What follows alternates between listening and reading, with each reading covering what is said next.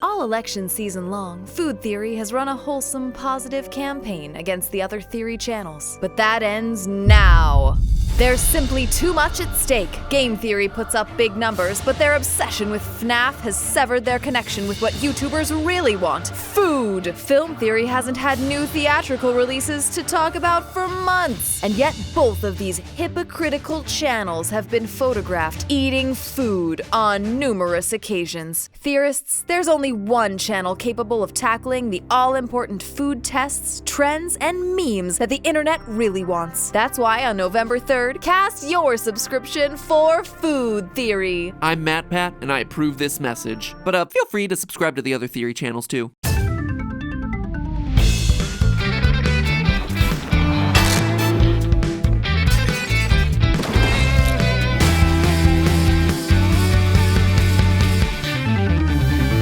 Hello, Internet! Welcome to Food Theory, here to add a pinch of election season seasoning. Loyal theorists, here in the States, Election Day is right around the corner, and let me tell ya, it has been a long time coming. Technically, this election season will have lasted for 1,194 days when all's said and done, thanks to Representative John Delaney, who declared his 2020 candidacy for president all the way back in the summer of 2017. So today, in honor of this monumental US election cycle finally coming to a close, Food Theory is covering perhaps the most unbelievable food election in history. That's right, I said food election. It's not often that politics and food collide, but that's precisely what happened earlier this year in South Korea. Not only is it a surprisingly apt example of how the democratic process can be corrupted, but it's straight up one of the most absurd news stories I've ever seen. I'm telling you, this one's got it all, folks. Disgusting cereal flavors, blatant election fraud, 3D animations that have aged moderately well, and Korean music videos. 방법 찾아서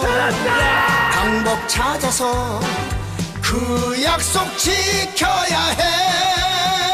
If you don't speak Korean, don't worry, I'm gonna take you through the entire onion-themed saga that's been 16 years in the making. So get ready to peel back some layers, theorists, because we're looking at how practical jokes can undermine democracy itself. Let's travel back in time to 2004 when Kellogg's came out with a Korean ad campaign that allowed fans to democratically elect the new president of 켈로그 첵스 World. By the way, if you were under the impression that Chex was a General Mills cereal, you're not wrong. General Mills owns Chex, but in South Korea, it's Kellogg's SK who has the Chex branding rights. Anyway, the campaign kicked off with this commercial featuring our two candidates, Checky, who promised to make Chex cereal more chocolatey, and Chaka, who promised to make Chex cereal taste more like green onion. Really tough choice there, guys. Kellogg's opened up voting to the public, assuming that it would be a landslide victory for their chocolatey mascot Checky. After all, Chaka was a massively dislikable character who tried to blow up vats of chocolate and didn't hesitate to attempt murder. Meanwhile, Checky was the likable, heroic one who always saved the day by undoing Chaka's dastardly deeds. And besides, I think we can all agree that Checky is just so much cuter than Chaka. I mean, come on, the guy looks like the love child of evil SpongeBob and the Mucinex phlegm. Given that the campaign was geared towards children, Chex obviously assumed that kids would vote overwhelmingly in favor of delicious chocolate as opposed to disgusting onion. And they were probably right to think so, except they didn't just open up voting to kids, they opened it up to the entire internet, including the South Korean internet forum DC Inside, which recognized the Kellogg's vote as a top-notch trolling opportunity. And so votes began pouring in from individuals who were outside of Kellogg's target demographic. As one Korean who was 13 years old at the time recalls, quote, "I was young, so I voted for chocolate. Green onion didn't sound that appetizing." She also remembers how other people around her voted green onion because they thought it was the funny thing to do. And because Kellogg's had a website that displayed an up-to-date tally of the votes, anyone with internet access could see that the joke was catching on in a big way. By the second week of voting, Chaka was way out in front. Naturally, Kellogg's started sweating bullets at this point because it wasn't as though they had some warehouse full of green onion Chex ready to be delivered to stores. There was no green onion Chex. Chaka was a sham candidate who was never supposed to win the 켈로그 첵스 presidency. And yet, the vote had somehow gotten away from Kellogg's, even after they'd seemingly done everything right. They'd pitted basically the most delicious flavor in the world against the most disgusting flavor in the world. Their commercials straight up showed the children of Korea how they should be reacting. Hooray for Checky, boo for Chaka. And yet, despite Kellogg's Kellogg's best efforts to achieve a predetermined outcome, Chaka was on trajectory to win the presidency. So that's when Kellogg's took matters into their own hands. Realizing that they had to get the vote offline, Kellogg's added a vote by phone option, as well as in-person voting at theme parks. It wasn't enough. At this point, Kellogg's was at maximum desperation, and they ham-handedly declared a bunch of the online votes invalid, swept the whole thing under the rug, and just declared Checky the winner. And thus, the new super chocolatey version of Chex was released across Korea as planned. Of course, the Korean public immediately knew they'd been had, and over the following years, through memes and online petitions, Chaka became a symbol of the pro-democracy resistance against Checky's brutal dictatorship. Then suddenly, after 16 years of silence on the matter, Kellogg's dropped a music video apologizing for their 2004 misdeeds, announcing to the world that green onion Chex would finally be made available for purchase. 아름답던 시절 가슴 아픈 기억 모두 정말 미안해 추억 속에 남아 후회하기 전에 이제라도 만들래. So, I was curious to know, was Kellogg's right to rig the vote? Has Korea been unjustly denied a cereal that's actually delicious? In order to get to the bottom of it, we here at Food Theory shelled out an exorbitant amount of money and actually got ourselves a box of this limited edition Chex flavor shipped out from Korea. Eat your heart out, Mr. Beast. I dropped like $25 on this thing, plus international shipping. So here it is. This is the cereal that launched 1,000 memes internationally. I like the look of him. He looks like he's breathing smog. This is terrible. He reminds me of the mascot from Mucinex. That's the problem. That's the problem with Chex, is that they're kind of like pouches that saturate with milk really fast and get soggy within 30 seconds Well, then we better of eat the it. milk hitting the bowl. Oh, it's already soggy. God, it's been sitting on my spoon for like 10 seconds. Come on. Go. Go. Now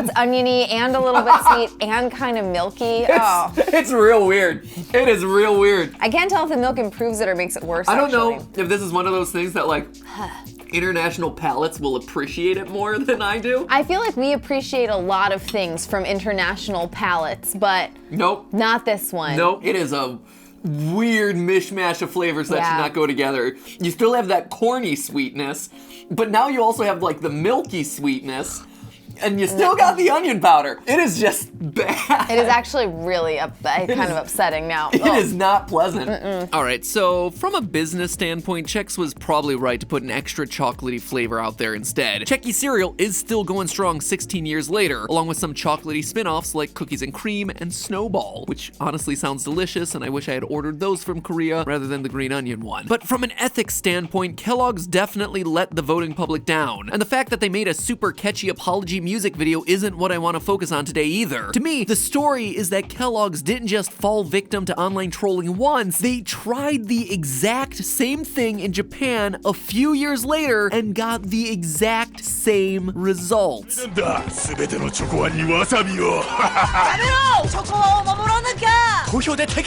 That's right, in 2008, 4 years later, while Korea was still reeling from their fraudulent Chex cereal election, Kellogg's went ahead and rigged a wasabi versus chocolate election for their Japanese cereal Chocowa. Again, the public voted in favor of the grosser flavor, yet chocolate was declared the winner. So you'll forgive me if I take Kellogg's catchy Korean apology music video with a grain of salt. Still waiting to try wasabi flavored Chocowa. Besides, I'm trying to envision what a Japanese pop apology video would look like, and let's just say Weeb Pat needs it in his life yesterday. See, to me, the story of this whole thing is that it just keeps happening. Kellogg's online elections were overrun by trolls not just once, but twice. In 2012, Mountain Dew allowed voters to choose the name of its newest flavor, only to cancel the poll after Hitler Did Nothing Wrong took the lead. That same year, Pitbull promised to do a concert at whichever Walmart store received the most votes on Facebook. Trolls swooped in, flooded the poll, and sent Pitbull to perform in Kodiak, Alaska, America's most remote Walmart. In 2006, both Chuck Norris and Stephen Colbert were duking it out in the polls to have have 2 separate Hungarian bridges named after themselves. The list of public online votes that went off the rails is a mile long. Bodie McBoatface, Horsey McHorseface, Mr. Splashy Pants the Whale. Just this year, Mississippi allowed the public to submit new designs for its new state flag, and this mosquito design made it to the second round before officials stepped in to remove it, calling it a typo. I repeat, this happened this year, 2020. This type of trolling is obviously a thing, and has been a thing for a couple decades now, and yet huge companies and organizations keep getting surprised by it. So I'd like to take this opportunity to go over some of the things that they're doing wrong, because more than a few of these fixes seem applicable not only to company-sponsored online polls and light-hearted food elections, but to actual elections in the 21st century as well. Now, if you're a company or organization or even a government looking to hold a vote that actually achieves the will of the people, then trolling has got to be a concern. It's because trolling, by definition, often involves presenting an argument or opinion that you don't necessarily believe in order to elicit a negative reaction from somebody else. In the case of the Kellogg Czechs election of 2004, it's pretty clear that the majority of the voters didn't actually prefer the taste of green onion to chocolate, but the opportunity to prank Kellogg's, a massive corporation who's obviously rigged a low-stakes election, is just too satisfying to pass up. The result was a swarm of protest votes that had little to do with the issue supposedly at hand, which was giving the children of Korea a delicious but not altogether healthy cereal. And it's this swarm effect that makes elections in the 21st century so different. Protest votes are as old as democracy, but the internet has made it much easier for disgruntled voters to find one another and coordinate those protest votes. Plus, the veil of anonymity allows people to behave a lot differently online than they do in person. I mean, it's no accident that trolling is enjoying a golden age now that the internet is a thing. Scientists point to what's called the online disinhibition effect. When people get to hide behind a computer screen, they have less restraint in how they communicate with others. Kind of like how people are trigger happy with their car horns from inside their cars, and yet you almost never see strangers actually raging at each other face to face on the sidewalk. In addition to the online disinhibition effect, studies have found that trolling behavior increases when there's other trolling going on. So it's kind of like peer pressure. If others are doing it, then people who otherwise wouldn't participate in such behavior find themselves compelled to join in on the joke. And this is useful info for Kellogg's and anybody else looking to hold a democratic election in the internet age, because Kellogg's botched election in Korea is pretty much the perfect example of what not to do if you're looking to achieve a result that actually matches the will of the people. First and foremost, it was a mistake for Kellogg's to publicly display the vote tally in progress. No, I'm not saying that they should have secretly altered the tally. In fact, the tallying process should be as transparent and open as possible. But if the online community was unaware that Team Green Onion was winning the battle while the election was still underway, there wouldn't have been as much peer pressure to join in on the trolling, meaning a higher percentage of the respondents would have been voting in good faith for the flavor that they actually wanted. I can't help but to think about YouTube's decision to do away with live subscriber tallies in the wake of the James Charles scandal. A huge reason James Charles, this huge beauty influencer, lost as many subscribers as he did as quickly as he did was because the public got excited to watch his subscriber tally plummet in real time. I mean, people were hosting watch parties of his plummeting subscriber count. Since YouTube has implemented this new, more opaque subscriber tally, there's been no shortage of YouTuber controversy, and yet no one has lost as many subscribers as quickly. Next, it's important for modern day elections to keep their electorate well defined. Given that Kellogg's was trying to sell a kids cereal, they obviously wanted kids to weigh in, and yet they took no steps to exclude older people from inserting themselves into the process. There's a reason democratic countries don't allow foreign citizens to choose their leaders, and it's the same reason Kellogg shouldn't let DC Inside select its next Chex flavor. Had Kellogg's put any type of age verification in place, maybe their Checky mascot wouldn't have come with the authoritarian baggage that he has today. Finally, and perhaps most importantly of all, the Checky Chaka election of 2004 shows how important it is to put forth legitimate, viable candidates. The reason this election turned into one big practical joke, not to mention the Japanese wasabi chocolate election as well, was because it was so obvious that it was rigged in favor of Checky. There was clearly a right answer and a wrong answer. It was a mockery of democracy, so of course people turned it into a mockery. Had Kellogg's presented two candidates that actually represented flavors the Korean public wanted, there would have been nothing to troll. Internet pranksters would have gotten no thrill from watching vanilla win over chocolate, because either way the results would have been, well, vanilla. So the takeaway from the whole Kellogg's Czechs fiasco is something all elections should take to heart, be they big or small, important or frivolous. It's tough to make a joke out of an election when there's no joke to be we had. But hey, that's just a theory. A food theory. Bon appetit.